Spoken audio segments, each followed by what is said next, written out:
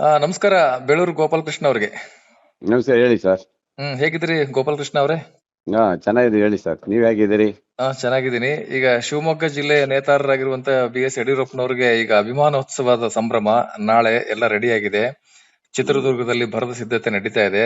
ನಿಮ್ಮ ಜಿಲ್ಲೆಯವರೇ ಏನ್ ಹೇಳ್ತೀರಿ ಅವರ ಅಭಿಮಾನೋತ್ಸವದ ಬಗ್ಗೆ ಹೇಳೋದಾದ್ರೆ? ನೋಡಿ, ಅವರು ಹಿರಿಯರಿದ್ದಾರೆ. ಅವರ ಅಭಿಮಾನೋತ್ಸವಕ್ಕೆ 50 ವರ್ಷ ಸಾಧನೆಗೆ ಅವ್ರ ಪಕ್ಷ ಇವರು ಅವ್ರಿಗೇನೋ ಮಾಡ್ಬೇಕಂತ ಹೊರಟಿದ್ದಾರೆ. ಅದಕ್ಕೆ ನಮ್ಗೇನು ಅಭ್ಯಂತರ ಇಲ್ಲ. ಅವರ ಅವರ ಪಕ್ಷದ ನಿರ್ಧಾರಗಳು ಅವೆಲ್ಲ. ಹಿರಿಯರಾಗಿದ್ದಾರೆ, ಮಾಡಿದಾರೆ ಬಿಡಿ. ಅದಕ್ಕೆ ನಾವು ಅಭ್ಯಂತರ ಮಾಡುವಂತ ಪ್ರಶ್ನೆ ಇಲ್ಲ. ಅವ್ರಿಗೆ ಒಳ್ಳೇದಾಗ್ಲಿ ಅಷ್ಟೇ.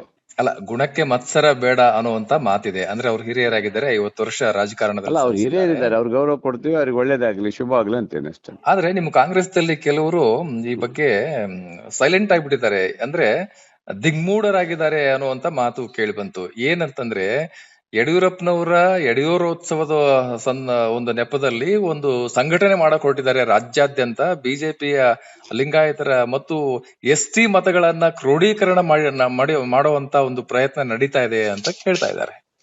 ಇರ್ಬೋದೇನೋ ಗೊತ್ತಿಲ್ಲ ಸರ್. ನಾನು ಇದು ರಾಜಕೀಯ ಮಾಡಕ್ ಹೋಗಲ್ಲ ನಾನು. ಅದನ್ನ ಅವರು ಈ ಪ್ಲಾನ್ ಎಲ್ಲ ಇರ್ಬೋದು. ಅವ್ರಿಗೆ ಒಳ್ಳೆ ಕಥೆ ಆಯ್ತಲ್ಲ, ಅದೆಲ್ಲ ಮಾಡ್ತಾರ. ಮುಂದಿನ ದೃಷ್ಟಿ ಇಟ್ಕೊಂಡೇ ಮಾಡಿರ್ತಾರೆ. ಅದಕ್ಕೆಲ್ಲ ನಾವೇ ತಲೆಗೆಡಿಸ್ಕೋಬಾರ್ದು. ಆದ್ರೆ ಅವ್ರು ಮಾಡಿರುವಂತ ಇದಕ್ಕೆ ನಾವು ವಿರೋಧ ಮಾಡುವಂತದ್ದು ಏನಿಲ್ಲ. ಅದಕ್ಕೆ ಅವರು ಪಕ್ಷ ಅವ್ರಿಗೆ ಅಭಿನಂದನೆ ಅಷ್ಟೇ. ಹಿಂದೆ ದಾವಣಗೆರೆಯಲ್ಲಿ ಸಿದ್ದರಾಮೋತ್ಸವ ಮಾಡಿದ್ರಲ್ವಾ? ಅದಾದ ಬಳಿಕ ಸಿದ್ದರಾಮಯ್ಯನವರು ಚುನಾವಣೆಯಲ್ಲಿ ಭರ್ಜರಿ ಗೆಲುವನ್ನು ಸಾಧಿಸಿ ನಿಮ್ ಸರ್ಕಾರ ಕೂಡ ಬಂತು. ಹಂಗೇನೆ ಈಗ ಯಡಿಯೂರೋತ್ಸವ ಮಾಡೋದ್ರಿಂದ ಮುಂದಿನ ದಿನಗಳಲ್ಲಿ ಬಿಜೆಪಿ ಅವ್ರಿಗೆ ಏನಾದ್ರು ಇದರಿಂದ ಹೆಲ್ಪ್ ಆಗುತ್ತಾ? ಇದು ಅನುಕೂಲ ಮಾಡ್ಕೊಳ್ತಾರೆ. ಅವ್ರು ಸುಮ್ಮನೆ ಮಾಡಕ್ ಅಲ್ಲಲ್ಲ. ಅವರು ಸುಮ್ಮನೆ ಮಾಡುವಂತದ್ದು ಏನಿಲ್ಲ. ರಾಜಕೀಯವಾಗಿ ಇಟ್ಕೊಂಡು ಮಾಡುತ್ತಾರೆ. ಅದೇನು ಇಲ್ಲ ಅಂತ ಇಲ್ಲ. ಪಕ್ಷದಲ್ಲಿ ಅವ್ರು ಮಾಡ್ಕೊಳ್ಬೇಕಲ್ಲ, ಅವ್ರು ಮಾಡ್ಕೊತಾರೆ. ಸುಮ್ಮನೆ ಮಾಡಿದ್ದೇನಿಲ್ಲ. 50 ವರ್ಷ ಹೆಸರಲ್ಲಿ ಅಮಿತ್ ಶಾನ ಇವ್ರನ್ನ ಕರ್ಕೊಂಡು ರಾಜಕೀಯ ಮಾಡೋಕ್ಕೂ ಅವಕಾಶ ಇದೆ. ಅದೆಲ್ಲ ನಾವು ಬೇರೆ ತರ ಹೇಳಕ್ ಆಗಲ್ಲ.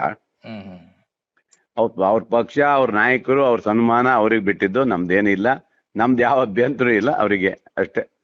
ಯಡಿಯೂರಪ್ಪ ಬಗ್ಗೆ ಗೌರವ ಇದೆ ನಮ್ಗೆ ಅಷ್ಟೇ. ಅಭ್ಯಂತರ ಮಾಡೋ ಪ್ರಶ್ನೆ ಇಲ್ಲ. ಅವ್ರ ಬಗ್ಗೆ ಗೌರವ ಇದೆ ಅಷ್ಟು ಬಿಟ್ಟು ನಾವೇನ್ ಹೇಳಲ್ಲ. 2028ರ ವಿಧಾನಸಭೆ ಚುನಾವಣೆ ದೃಷ್ಟಿಯಲ್ಲಿ ಇಟ್ಕೊಂಡು ಇದು ನಡೀತಾ ಇದೆ ಅಂತ ಹೇಳ್ಬೋದಾ ಸರ್? ಏನಾದ್ರು ಚುನಾವಣೆ ದೃಷ್ಟಿ ಅದು ಇದು ಎಲ್ಲ ಬೇಡ ಈಗ. ಅವೆಲ್ಲ ಬೇಡ.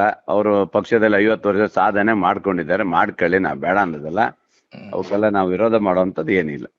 ಓಕೆ. ಇನ್ನೊಂದು ಪ್ರಶ್ನೆ. ಈ ಯತ್ನಾಳ್ ಅವರು ಒಂದು ಹೇಳಿಕೆ ಕೊಟ್ಟಿದ್ದಾರೆ. ಯಡಿಯೂರಪ್ಪನವ್ರನ್ನ ಯಾವತ್ತು ವಿರೋಧಿಸ್ತಾ ಬಂದಿದ್ದಾರಲ್ಲ ಯತ್ನಾಳ್ ಅವರು, ಅವ್ರು ಹೇಳ್ತಾ ಇದ್ದಾರೆ ಇದೆಲ್ಲ ಅಮಿತ್ ಶಾ ಮತ್ತು ನರೇಂದ್ರ ಮೋದಿ ಅವ್ರನ್ನ ಬ್ಲಾಕ್ ಮೇಲ್ ಮಾಡೋಕೆ ತಂತ್ರ ಇದು ಯಡಿಯೂರಪ್ಪನವ್ರನ್ನ ಅಭಿಮಾನ ಇರ್ಬೋದು. ಅವ್ರು ಹೇಳೋದ್ರಲ್ಲಿ ಕೆಲವು ಮಾಹಿತಿ ಇರ್ಬೋದು. ಅವರು ಅವರೇ ಪಕ್ಷದಲ್ಲಿ ಇದ್ದಂತವ್ರು ಹೊರಗಾಕಿದ್ದಾರೆ. ಅವ್ರೇನು ಇರೋ ವಿಚಾರವನ್ನು ಹೇಳಿರ್ತಾರೆ. ಅವರು ಹೇಳಿದ ಹೇಳಿಕೆಗಳಿಗೆ ನಾನೇನು ಉತ್ತರ ಕೊಡಕ್ ಹೋಗೋದಿಲ್ಲ.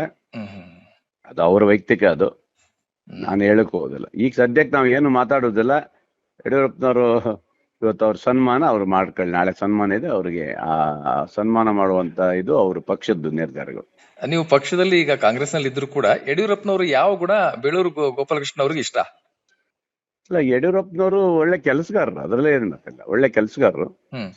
ಅದ್ರ ಮೇಲೆ ಬಿಟ್ರೆ ಮಕ್ಕಳದ ಇಟ್ಕೊಂಡು ಆಳ್ಕೆ ಮಾಡಿದ್ರಿಂದಲೇ ಸ್ವಲ್ಪ ಇದಾಗಿದ್ರು. ಬಿಟ್ರೆ ಬಾಕಿ ಇದ್ರಲ್ಲೆಲ್ಲ ಅವ್ರು ಒಳ್ಳೆ ಜನ ಇದ್ದಾರೆ. ಅವರು ಕೆಲಸಗಾರರ ಕೆಲಸ ಇದ್ರಲ್ಲೇ ಒಳ್ಳೆ ವ್ಯಕ್ತಿತ್ವ ಇದೆ.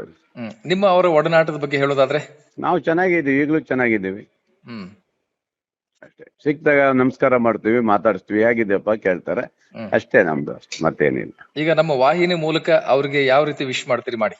ಅಲ್ಲ, ಅವರಿಗೆ ಹಾಗೇನೂ ಇದಿಲ್ಲ. ಅವ್ರು 50 ವರ್ಷದ ಅವ್ರದ್ದು ಏನಿದೆ, ಅವರಿಗೆ ರಾಜಕೀಯವಾಗಿ ಒಳ್ಳೆ ಅವರ ಸಾಧನೆಗೆ ಅವ್ರು ಶುಭ ಆಗಲಿ ಅಂತೇನೆ ಅಷ್ಟೇ.